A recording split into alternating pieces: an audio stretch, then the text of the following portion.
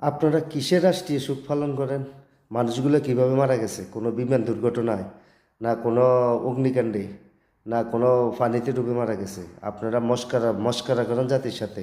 এতগুলো মায়ের বুক খালি করলেন, বাংলাদেশের মানুষের হৃদয়ে এ, রক্তক্ষরণ হচ্ছে, আপনারা রাষ্ট্রীয় শোক পালন করেন। আপনাদের হাতে তো রক্তের দাগ।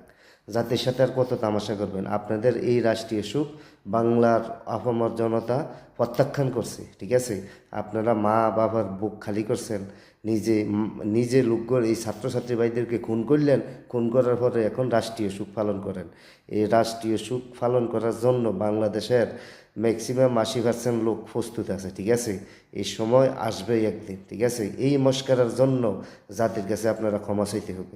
আপনাদের এই রাষ্ট্রীয় সুখ বাংলাদেশের অপমর জনগণ আমরা প্রত্যাখ্যান করি, ঘৃণা করি আপনাদেরকে, আপনাদের এই ধরনের নোংরা রাজনীতি।